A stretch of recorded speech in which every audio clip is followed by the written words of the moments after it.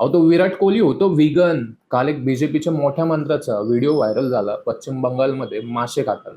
अनेक लोक त्यांना ट्रोल करत आहेत. आज मी पहिल्यांदा बीजेपीच्या नेत्याच्या सपोर्टमध्ये व्हिडिओ बनवत. आपल्या देशामध्ये असे अनेक कट्टर हिंदू आहेत जे मांस मच्छी खातात आणि त्यामध्ये वाईट काय आहे? आजकाल लोक ना खरंच खूप चुकीच्या हिंदुत्वाकडे वाटचाल करत आहेत. अहो, आपल्या कोकण क्षेत्रामध्ये तिकडे पश्चिम बंगालमध्ये देवाला पण माशाचे नैवेद्य दाखवले जातात आणि मासे, अंडी, चिकन हे तुमच्या अन्न साखळीचा नैसर्गिक भाग आहेत. हे आपण समजून घेतलं पाहिजे. आपल्या देशामध्ये प्रत्येक दुसऱ्या स्त्रियांमध्ये, पुरुषांमध्ये प्रथिनं म्हणजे न्यूट्रिएंट्स, B12, व्हिटॅमिन डी, कॅल्शियमची, आयर्नची कमी झालेली आज. आणि हे चिकन, अंडी, मासे यांच्यासारखी प्रथिने, यांच्यासारखी न्यूट्रिएंट्स अजून कुठल्याच दुसऱ्या नैसर्गिक स्रोतामध्ये नाहीये. हे आपण आजच समजून घेतलं पाहिजे. आजकाल 18-18 वर्षाची पोरं म्हणतात की आम्ही नॉनव्हेज आता सोडत आहे. अहो, आज जर तुम्ही चिकन, अंडी, मासे सोडलं ना, जर आज तुम्हाला लागणाऱ्या तुमच्या शरीराला लागणारी प्रथिनं, B12, कॅल्शियम, आयर्न, अजून अनेक प्रकारची प्रथिनं ती तुम्हाला नॅचरली दुसऱ्या कुठल्याच गोष्टीतनं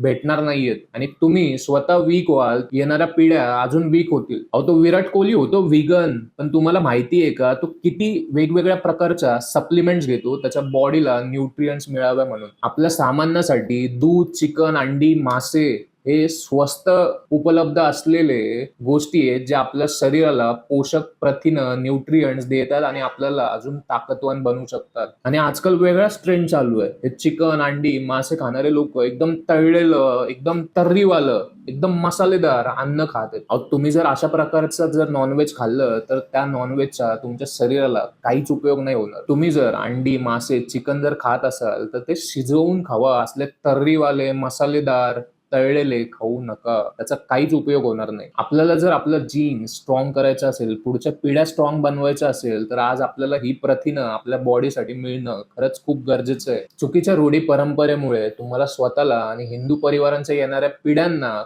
कमकुवत बनवू नका.